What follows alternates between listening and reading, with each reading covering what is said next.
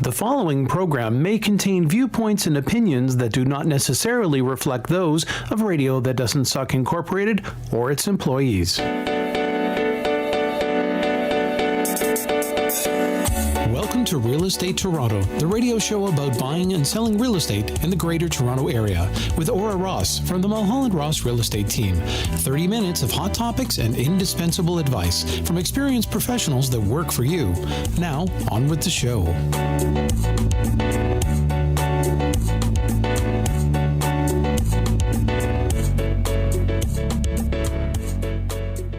Welcome to spring. It is here in the real estate market in Toronto. I meant the weather, but yeah. And, you know, next week when we get to the flurries and so on, it will still be a hot Toronto real estate spring market. Don't blame me. So what are we talking about this week? We're going to talk a little bit about what's going on as we head into our spring market. Nice. I've got some very important words of wisdom, we'll call it, for homeowners who are thinking about selling and who maybe get that knock on the door from a realtor saying, I've got a buyer for your home. I want to talk about the pros and the cons of that approach. And we're going to talk a little bit about what a market evaluation is versus an appraisal. So we've got lots of ideas and thoughts, and mostly today's show, is a bit of advice just based on a lot of what we're seeing going on right now. Well, stay tuned for our new segment called Aura's Words of Wisdom. There you go. On Mulholland Ross Real Estate Radio.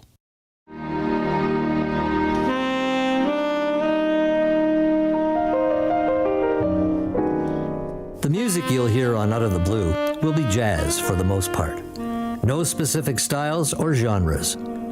Every piece of music is handpicked to deliver quality performances. Out of the Blue can be heard on rtds.ca, live Mondays 1 to 3 p.m., and encore performances Tuesday to Friday, anytime on demand. It's the true spirit of jazz, a touch of everything and then some. Thanks for listening. I'm Larry Green.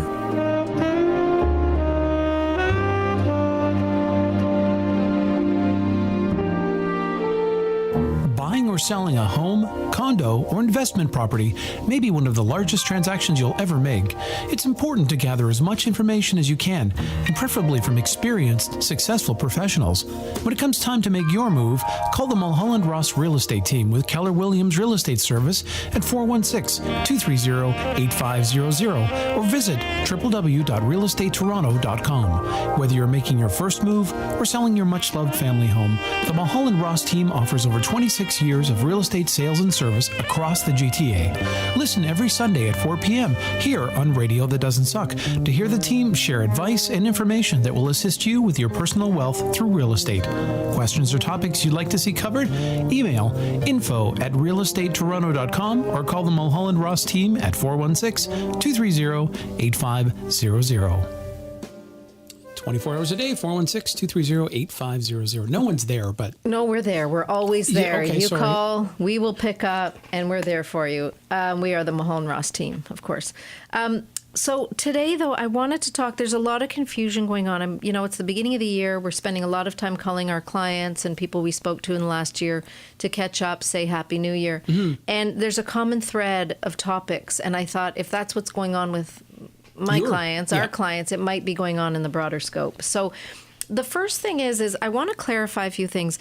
We get caught up in these average prices. So the Toronto Real Estate Board posts their average price. I need to make sure everybody understands that average price represents every home type right across the GTA. So we've got the condos in Mississauga in there, thrown in with the townhouses in Oshawa, thrown in with those super luxo homes in Forest Hill and the Bridle Path.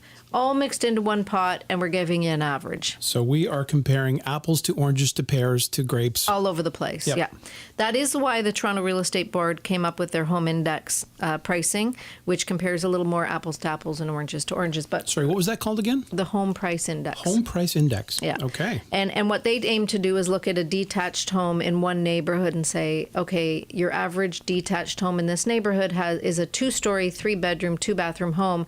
So now we're going to look at all the detached 2-story, 3-bedroom, 2-bathroom homes and do some comparisons. And they do that right across the board. Of course, I'm sure it's a computer system reading all these algorithms and stuff. But the reason why I bring this up So one of the common things I heard this week talking to our clients was, I see the market's cooled. I see the market's cooling.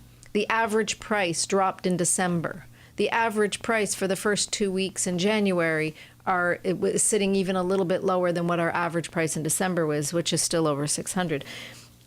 However, that average price, again, because it takes in such a broad group of homes, if we just don't have some $8 million to $12 million homes selling that month, then it's going to skew the numbers. Or if suddenly the homes over $6 million are not selling for a couple of weeks, suddenly that entire average gets skewed.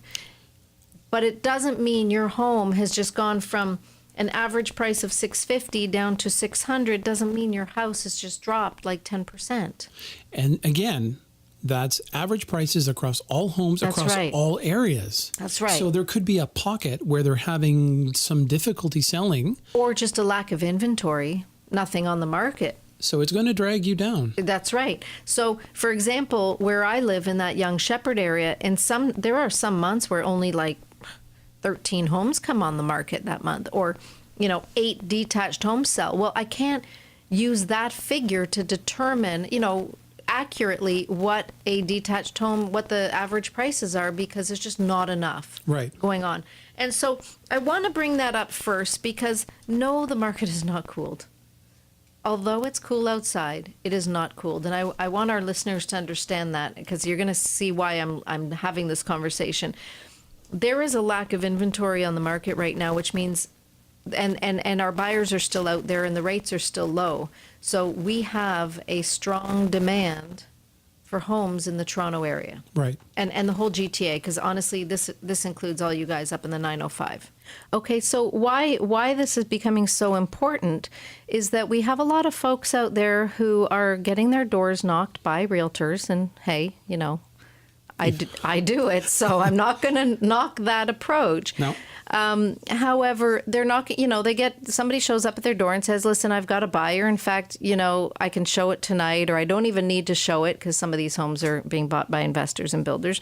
I'll just bring you an offer. And they're bringing in offers that might appear to be very good based on a misconception that the market is cooled from last spring or summer, that maybe prices are the same or lower than they were a year ago. And so what I'm finding out as I'm calling people and checking in on people is that some people have actually said okay and sold their home, and it isn't until afterwards that they start, after they've taken this offer, thinking this is so great, this is amazing. Yeah, they sold my sign away. house. Yeah, now I'm going to go look for something, and they realize, oh my gosh, I think I just sold my house for sometimes 10, 20% too little. Wow. So I had this experience right before Christmas. Some people that I had spoken to in the neighborhood, maybe even a year ago. I'm so grateful to them, and I think they're grateful that they called us because someone approached them with an offer, and there was some motivation by the sellers, and they thought, geez, I don't have to stage, I don't have to clean, I don't have to fix, whatever I need to fix if I have to go to market. Here's this great offer. And they called me because we had been in touch over the years. And they said, we're just, would you come talk to us? And I got to their house, and there was this great offer, clean as a whistle, sitting on their table. And, I did tell them that I felt that the offer was a good $60,000 to $70,000 lower than what I thought it was worth. Wow. And in fact, I actually said 50,000. I think there's another 50,000 here. And because it was coming in from realtors, this was a full, commissions, everything was on, they wanted full commission and everything. So 2 pieces to this. One was it was low. B was these agents aren't representing the seller, they're representing the buyer. Right. So as a seller, they have absolutely no representation. We'll come back to that topic in a minute. And so they were not bound to these agents because these agents brought them an offer. And I said, well, so we talked about some different options. So what we did in a matter of a week was they tidied up their house. We did not put it on the open market. They allowed me to notify quite a broad network of people, including realtors that I thought might have buyers. We showed it to 4 groups. 2 of them brought offers, and we sold the home for about $70,000 more than what they were sitting with. From that original offer. From that original offer. And so, it costs them a weekend of cleaning. It cost them a weekend of cleaning. A weekend of cleaning made $70,000 difference. Yeah. Well, and let's be clear about that. The cleaning didn't turn into $70,000. It was worth that to begin it. It's just that they only had one offer. They only had one offer, and the person that made the offer had never seen the house. It was a developer. And again, the guy who ended up buying the house is a developer, only presented in a very different way. And because we had two offers, we could create some leverage for that seller. So it just saddens me to bits when people are living in their homes. You're paying your bills. You're living there. Maybe some of you maybe only 5 years, but some are 40, 50 years. You sell your house. You think you've had the windfall, but actually $100,000 to $200,000 are sitting left on the table in some of these cases. Some of the numbers I heard this week from what people had done through December, thinking that the market was slow, thinking that it's December, it's Christmas. They're starting to panic. And what I heard last night, I was calling a bunch of people from the office, for the last few nights, but last night I spoke to some people and they're saying, I can tell the market's cooled. And so gotta touch on this. There's very little on the market. There's nothing on the market. So when you think, well, nothing's selling, it's not, things would sell if something would come to the market. So I want you people that are thinking of selling, not sure, maybe someone has enticed you at the door recently with, hey, I can bring you a clean offer, a cash offer. All I'm asking is that wherever you are, please call in one, maybe two realtors, get an up-to-date market evaluation on your home based on what it would sell for today on the open market. Update yourself because this market has shifted so much over the course of the last couple of years. I mean, and from month to month, it's shifting on us. And we need that reality check because we love our homes and we always think they're worth more than they are. Or sometimes less. Well, that's true. Yeah. So, you deserve it. Yes. You just deserve to know. Someone I live with went into that where their house was worth more than they thought. Yes. So yeah. Do it. So there you go. So my theme actually, I wanted to, we talked about what's the theme of the show, and I wanted to put don't sell your house. But really the message is don't sell your house without doing your own homework. If somebody comes to your door and says, I have a buyer for your house, that's not the person necessarily to do the market evaluation for you. Because that person is coming in with the buyer and they have an ulterior motive. That's right. So look, if somebody comes to your door saying, I'm a realtor and do you have any real estate questions? Because I'd love to answer them for you and I'd love to be your realtor the day you go to sell. That's something else. That's a realtor. We do it. They want to represent you. They're looking for future business. They're trying to build a bit of a pipeline of future business. That's fine. It's the guy who walks in saying, I've got a buyer. I can bring you $1 million today, or I can bring you 600, or I can bring you 2, whatever that answer is. And I'm not saying that might not be good. Look, I can tell you, Todd, I have had people call me and say, I'm sitting here right now with an offer of X, and I don't have to do anything. And in fact, they're letting me lease back the home for 4 months. I mean, everything in here is perfect. And I would honestly say to you, Todd, I cannot beat that. Yep. If you want me to look at the offer, or I can refer you to a lawyer to just double check that everything in the offer is kosher and you're good, happy to help you out. But I will not say, oh, no, don't sell it. Because honestly, I will have mud on my face if I try to sell it and you come up short, right? So I'll be pretty straight that you are sitting with an awesome offer, or, oh my gosh, you like with this last family that I talked about a few minutes ago, the question, what I posed to them was, I know for sure we could bring you this offer again. Worst case scenario, we could bring you this number again, no problem. I actually think, though, we could bring you 50 more. And so they felt confident enough knowing that, hey, if I was wrong, they weren't going to lose any money on this. And I wasn't wrong, and I knew I wasn't wrong, but I had to be a little conservative there, too. You had to prove it. But I am, by nature, I'm a little conservative when I talk about people's home prices. But I was so sad learning about, one family in particular that had been in their home for 50 years, thought they had hit the money ball when somebody offered them $1.05 million, and the homes on their street are going for $1,250. And before we go to break, let's just remind people there's nothing illegal or nothing wrong with what that agent did. No, He's no, trying no. to save his client some money. Yep. He's representing the buyer. He's representing the Yep. buyer, trying to save the buyer some money. So he's not taking advantage of the seller, but it is in the seller's best interest to get some representation. Absolutely. Thank you for clarifying. That's good. I have to paraphrase because it needs to go in my brain. It's awesome. My brain. Yes, your brain is awesome. And real We're the estate- Mulholland Real Estate Group at realestatettoronto.com. Thank you. Annoying, frustrating, Of course, you're referring to me. some days enlightening, engaging. And now you're referring to yourself. Most days. Just a few of the words employed to describe our show, The Motts. You'll come up with your own. Hi, we're the Motts, Paul and Carol. Inviting you to join us weekdays at 2 on Listen Up Talk Radio at talk-radio.ca. And there's an encore performance with Mott's Weekend. You can check us out at themotts.ca. Here's another word for you. Oh, I wouldn't go there.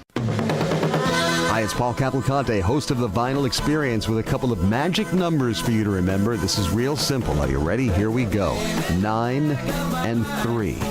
Every Sunday at 9 a.m., 3 p.m., 9 p.m., and for good measure, 3 a.m. on Monday. This is all Eastern Time. Your times for The Vinyl Experience.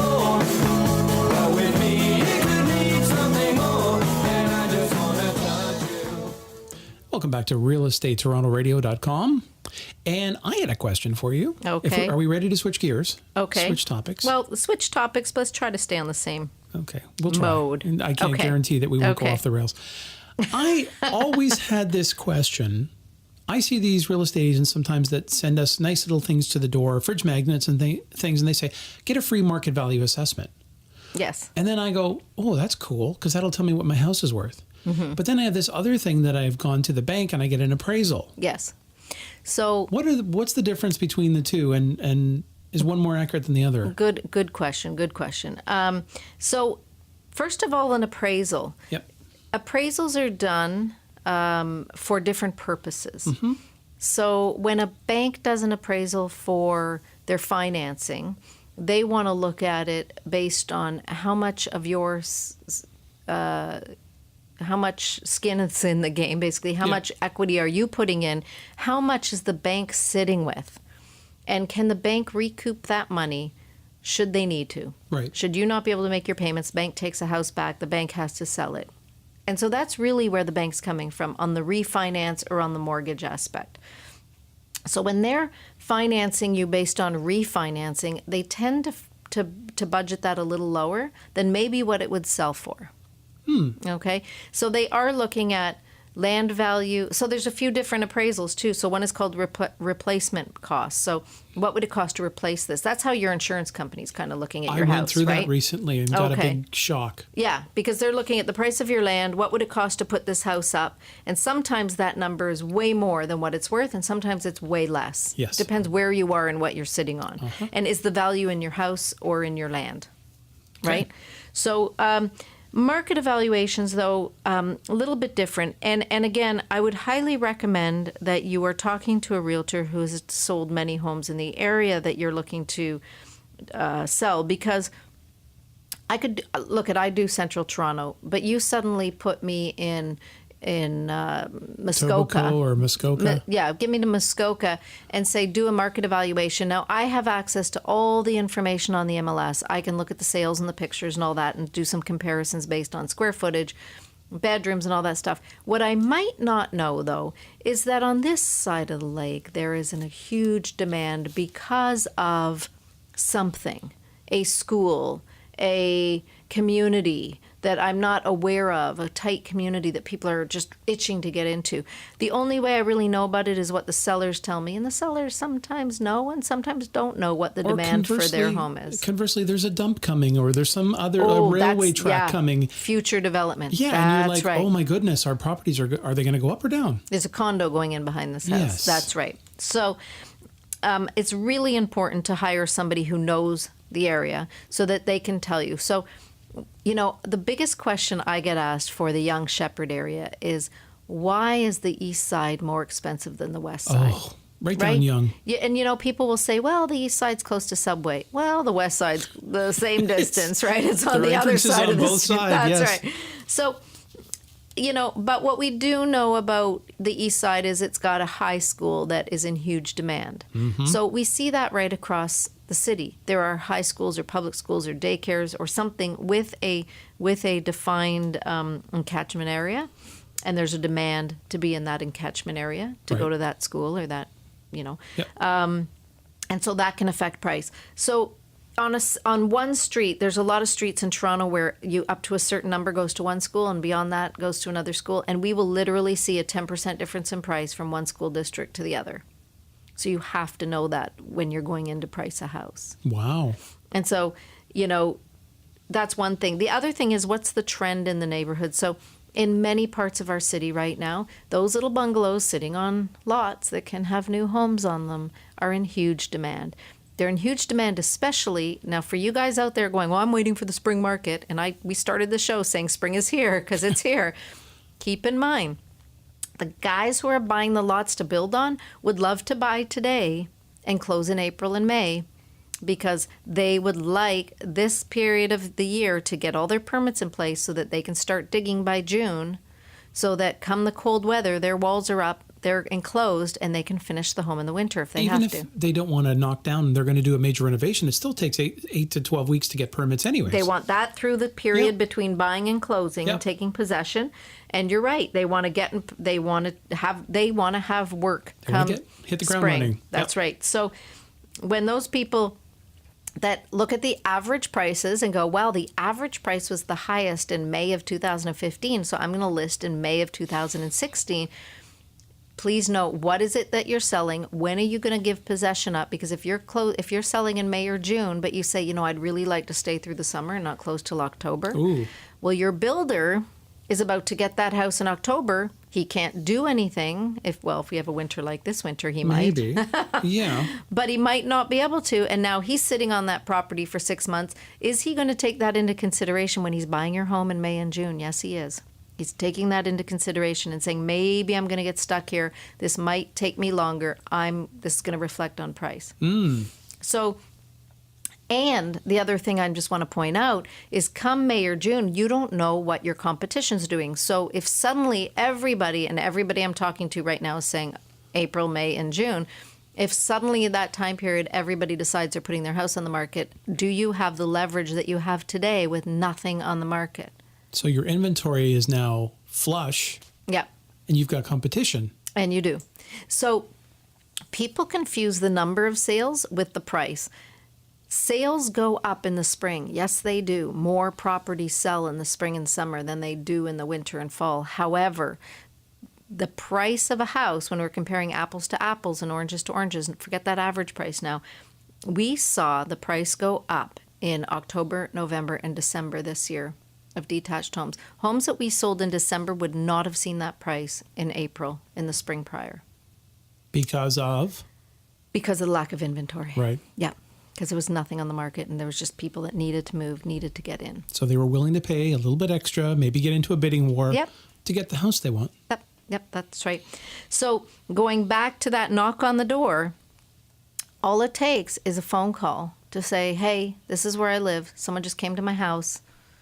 They're offering me this and that. And, could I bother you for a market evaluation? Could I come? Look, you have options as home sellers too. I would say to you, if, again, I think this process deserves more than a call to someone and say, what's my house worth? Tell me on the phone. I don't want to meet you.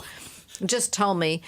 Whoever throws that price at you, I'm going to say that's a little bit irresponsible, and they also might be missing the mark. So it's your home. Our logo is it's your home. It's important. The reason why we say that all the time is it's important. It deserves your time and effort. It deserves the information and the research to properly present to you. Here's the market evaluation.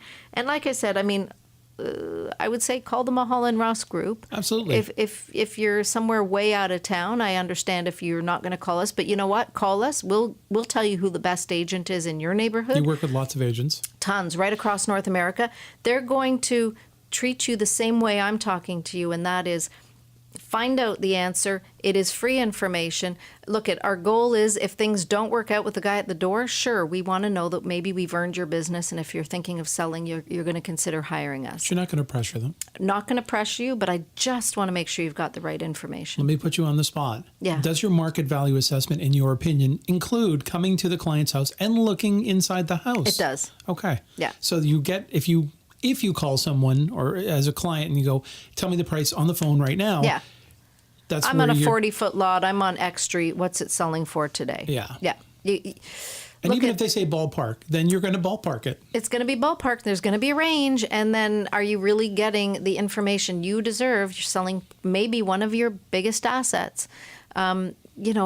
Treat it like that. Treat it like it's one of your biggest assets. This deserves my time, effort, and energy. And I'm telling you, if you have an agent at the door who is pressuring you, saying, if you bring in another agent, we're walking, I'm telling you right now, shut the door. There's a reason. There is a reason, and I'm hearing it a lot. I've actually had people say to me, or I'd love to bring you in, but if I bring you in, this guy's going to leave with his offer, and I really want his offer. And it's like, you know what? Any realtor coming at you from that way, you don't want to work with them. And chances are, yes, we can bring you that offer. In fact, we can bring you a better offer. And I'll tell you, the other thing is that agent's buyer does not care if you're being represented or not.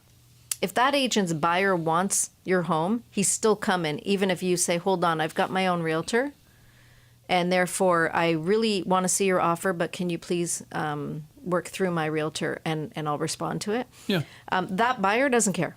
That buyer's very Serious. happy to still buy the Serious. home. So it's the agent. If the agent says, no, you bring in your agent, we're out of here, then there's big warning bells there, guys. Just be careful. Yeah, I'm still amazed at some of the things that go on, but again, no, because like we talked about in previous shows, bully offers. Yeah. Take my offer right now, or I'm walking away. Yeah. Here's an offer. It's a great offer. It's the only offer you're going to get. I mean, the variety of things you hear, Yeah. are just amazing. And it's all made to intimidate the sellers. And what I want to tell sellers today is you guys are sitting on prime real estate that's in huge demand. Now, doesn't mean you can suddenly double think that your house has gone up twice as much as it was last year. It hasn't yet. Yep. Stick around. Maybe it will. Yeah. You want to be realistic. However, what you're sitting on is in demand, and therefore take the time and do your research.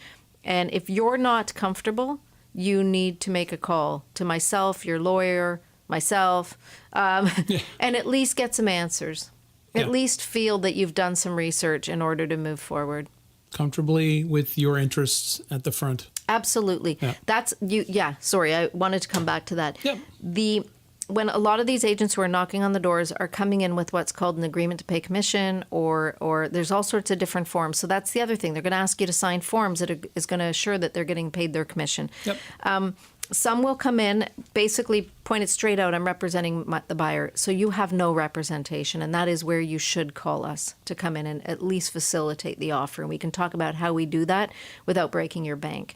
The other thing is that if they are suddenly coming in with a listing agreement and they say, oh, it's an exclusive listing agreement, we're not putting it on MLS, you still are signing now a commitment to them to allow them to sell your house, and only them. So Before we go to break, Yeah. how long is that for? well, you can sign it for a day, and then you are getting representation because they're Okay. saying, I'm bringing you an offer, sign with me exclusively for 48 hours and give me that opportunity. Okay. But if it's sitting there 30 days, a month, 2 months, I'm telling you, they have tied you up under contract and you cannot hire someone else to represent you. Scary stuff. Well, it isn't scary when you know. No. When you know. No, So all and I want we people are to know learning. is make the call, find out. I'll tell you, the TorontoRealEstateBoard.com also has some great information on there for the consumer. It is a consumer site. But take that information, call us, we'll answer your questions. There's no cost or obligation. And then you can make the wisest decision for your family. Yeah. And no matter Yeah. where you're listening to this, across Canada or the United States, or we have listeners in Poland, contact your local, there's got to be a local real estate agency there, or an Yep. overseeing body that can provide you with some great information. Absolutely. All right. More Real Estate Toronto Radio right around the corner. What's new?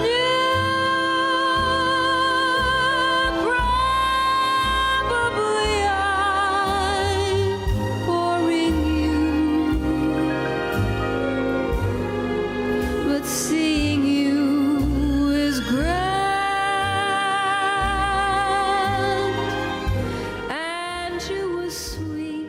Welcome back to Real Estate Toronto Radio. We're going to close with some interesting information. Well, it's definitely a community message from the North York Harvest Food Bank. The Mulholland Ross Group has supported the Harvest Food Bank for, I don't even know, gosh, we must be going on 10 years. And last week, we had the honor to go in and help do some sorting. Thank you, Todd and family, for helping us, because that was awesome. And we sorted almost 2,000 pounds of food in a couple hours. Yeah. And what a great feeling it was, right? It really was. And it was nice that we got the backstory, why they're there, why they're doing it. And it wasn't just, you weren't just working, you were learning and becoming part of the community. It is amazing. And I always say to them, I wish we didn't need you. I wish one day we hope we never need the Harvest Food Bank. But right now we do. And thousands, I think they said 33,000 families are using that bank. And 40% of those people are children. We interview a lot of charities on Listen Up Talk Radio, and I always say that to them. No disrespect, but it would be nice if you weren't here. And they agree. Oh, they yeah, agree. absolutely. So just so you know, the Mulholland Ross Group at realestatetoronto.com, we donate to the North York Harvest Food Bank every time we sell a home. And like I said, we're big supporters. So every quarter, we're going to go sort. So we'll get to pull you back into town. Excellent. Sort. And your website is changing? Yeah, so just a quick note, at realestatetoronto.com, we are renovating over the next few days. So if you get an appraisal done first? We got our permits, the appraisal, great. It was like crazy. Oh, wow. So over the next few days, you may find some hiccups. We do apologize in advance. We hope you love what comes out at the other end. And I'm thinking by early part of this week, we should be completely up, running, stable, and lots of things to do on the site. So please do drop into realestatetoronto.com and take a look, and we'd love your feedback. And that's where, of course, the podcast player will be. That's right. So you'll be able to listen to all these shows again and again and again, and share them with family and friends. Please do. Yes, every week, Sunday at 4 p.m. That's where you can hear us on Listen Up Talk Radio. And of course, we are heard around the globe, anywhere else, at any time at Listen Up Talk Radio, worldwide at talk-radio.ca. We'll catch you right back here next Sunday.